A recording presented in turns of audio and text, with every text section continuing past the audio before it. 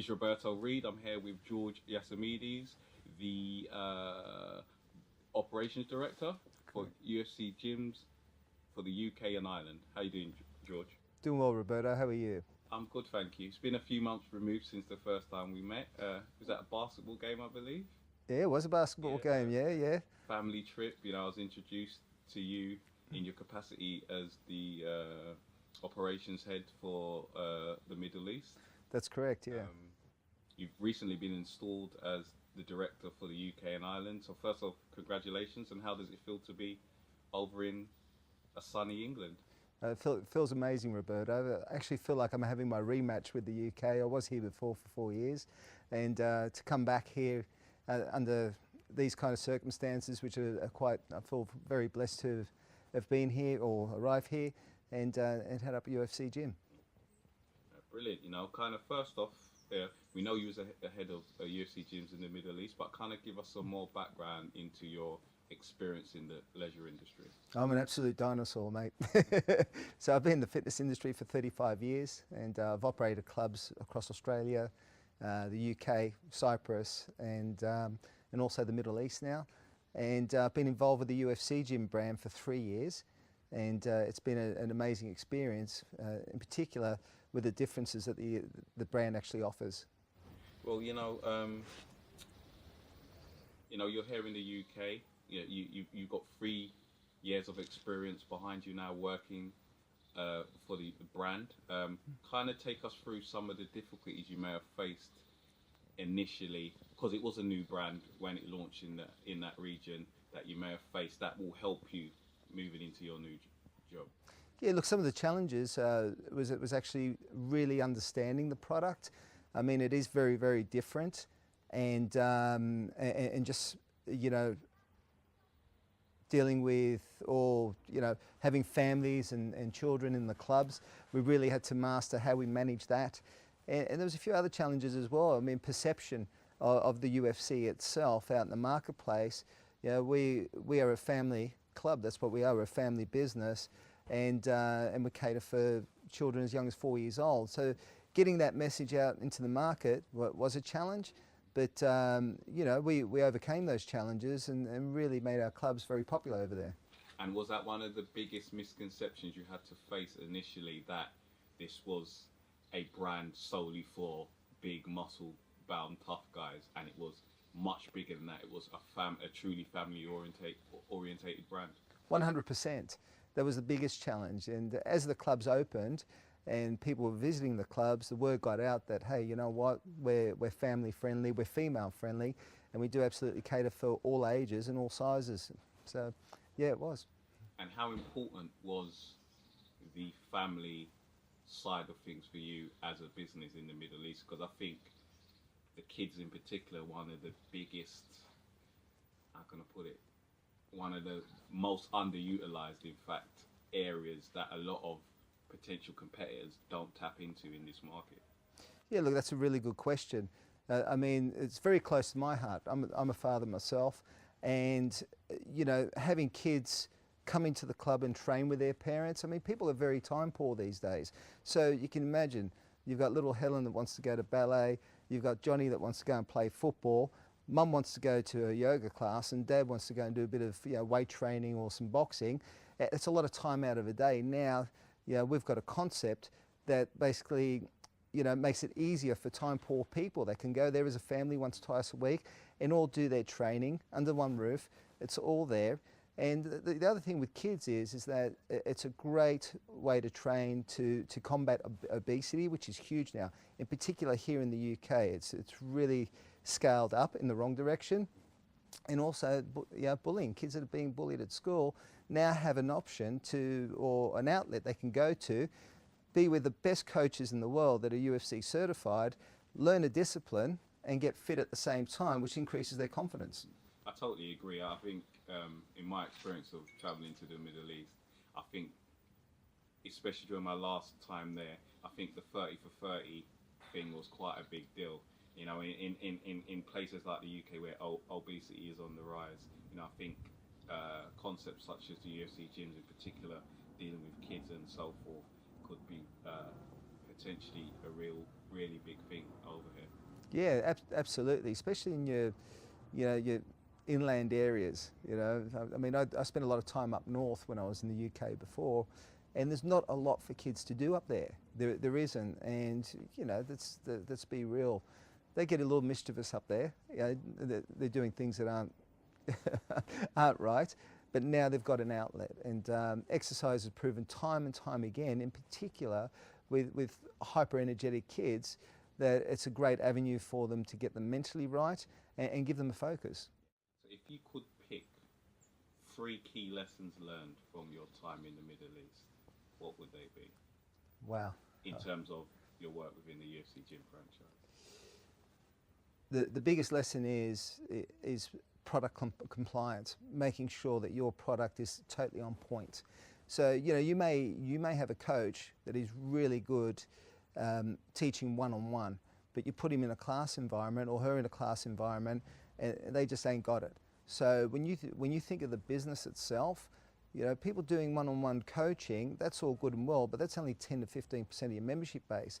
Where the real focus is on those classes, making sure those classes are authentic, they're compliant, they're motivating people, they're at the right level, so people are feeling accomplished. And that was the number 1 lesson, for me. Number 2 was Brazilian Jiu-Jitsu. Wow, that's just a different culture altogether. It's hanging around with Brazilian Jiu-Jitsu black belts was a huge lesson, and learning how to adapt to their culture. You've got employee laws, right? So there's certain processes in place with employee laws that we follow here in the UK. When it comes to fighters, those employee laws don't mean anything to them. It's a different approach. So if you've got a fighter or a coach that's playing up a little bit, you're not going to sit down and say, hey, I'm going to give you a verbal or written warning. He's going to go, well, what's that? You know what I'm saying? So it's a whole different approach for that. The third lesson has been, how to project that message out into the marketplace and making it look cool, making it look attainable, taking the intimidation factor right out of it. That was a huge lesson, because that took some experimenting. And just to give you an example, when we did our pre-sales in the first club, 90% of the members that we joined, it was about 1,100 members, were female, right? And it wasn't until the club actually opened that we started to get more females involved and what have you, because we put in a good marketing strategy, we executed it, and now the mix is a lot better. Yeah, yeah, and I agree. I think marketing-wise, I think that will be one of the initial major hurdles, because I think the uneducated will automatically assume, as we spoke earlier, this is more for the more, I don't want to say muscle bound, but more a certain type of person. And I think what will be good is when the public in general realise that actually this is a brand for everyone. Yeah, I totally agree, and that's exactly right. And so we've got a lot of work ahead of us here in the UK and also across Ireland to get that message across, that we are for children, we are for families, we're female friendly, and we cater for absolutely everyone. And we're bringing something totally different to the market. So now briefly take us through the different kinds of gyms that will be available once this franchise gets off the ground. Well, we've got 3 concepts. So we have the big box concept, which is called a signature club. It can be anywhere from 25,000 square feet and above. Basically, it offers absolutely everything when it comes to classes, the UFC certified signature classes, plus you've got all your traditional methods of training as well, like your cardiovascular machines and your weights and your strength equipment, group exercise, so all those things. So if you can think of it, imagine a gym, you've got this whole MMA section, like an octagon, you've got what's called a daily ultimate training area, you've also got Brazilian Jiu-Jitsu, and you've got a youth area as well. So you've got all these areas where there's classes of about 20, 30 people in there, and then you've got the traditional methods. It's quite an exciting concept. The next concept after that is our core concept, which is a little more boutique, normally around about the 10,000 square feet to about 20,000 square feet. So again, it has all the features of a UFC gym with the classes, and you've still got the traditional methods, but it's a smaller version of that. There'll be some pieces in a signature club, or a lot of pieces you'll find in a signature club that you won't find in a core club. However, it'll still have the class atmosphere of it. And then you've got our new concept, which is Class by UFC GYM, and that's a fusion of HIIT training and boxing, and it's just class-based.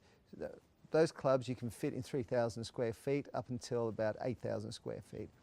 The class concept in particular is something that interests me because I think it is relatively new in this country at least. You know, we do have some studios, etc., but from what I've seen, I think, you know, for those who have got limited time, they want to kind of do a class, or they want to do something that's more community-based, more social, and that has a more social aspect to it. I think the class one in particular could be something that will surprise quite a few people, and it would help break down quite a few perceptions of what UFC gym is going to be. Yeah, absolutely. Again, with the class concept, you said it yourself, for people that want to get straight in, straight out, accomplish something. I mean, it's fantastic. You think about it, right? You're doing a class, you're learning technique, or you're learning a discipline. So straight away, you're educating yourself on how to, defend yourself. At the same time, you're burning about 800 calories. So that allows you to eat a little bit more, right? The overall package is that you walk away feeling accomplished. You feel like you're part of a community. You don't feel like you're alone. So you're going there doing something great for yourself, and you're walking away saying, hey, you know what? I did good today. I feel accomplished. And these various gyms, in terms of the leisure industry in general, how would you align them in terms of, you've got the budget gyms, then you've got your premium gyms. Where do they sit within the hierarchy of gyms in this country, do you believe? Look, I mean, we're here to complement the fitness industry. There's no doubt about that. We've come up with a different concept. It's not available anywhere. Yeah, we can place ourselves from bottom to all the way up, right up to where the big leisure clubs are. Okay, we don't have pools in our clubs, right? So maybe we're a step down when you look at that. However, in regards to value proposition, no one will come close. There's no doubt about that. We'll definitely complement the industry. Our role as industry ambassadors is to serve it and make sure that we're, along with everyone else that's an ambassador of the industry, is increasing penetration.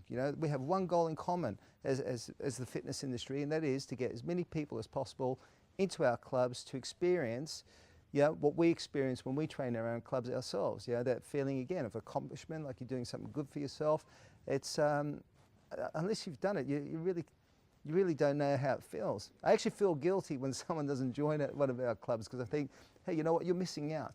Just give it a try. Yeah. And finally, last few questions. In terms of scheduling, when can we expect to see the UFC gym franchise starting to pop up around the country? Well, we've got 2 clubs in the pipeline.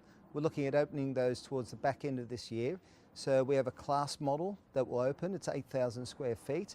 And we'll also have the core model that will be opening, which is 17,000 square feet. So those 2 clubs will actually be active clubs, but also our showrooms for our prospective franchisees to come experience the product and get them excited about owning one themselves. And a signature gym, I assume you aim to get one of those off the ground as soon as possible? Absolutely, yes. A big ship on the way, mid next year to late next year. So we'll have the big signature model there. We've got a couple of really amazing sites lined up. I'm really excited about it. I know the team's really excited about it, and that's going to be something colossal.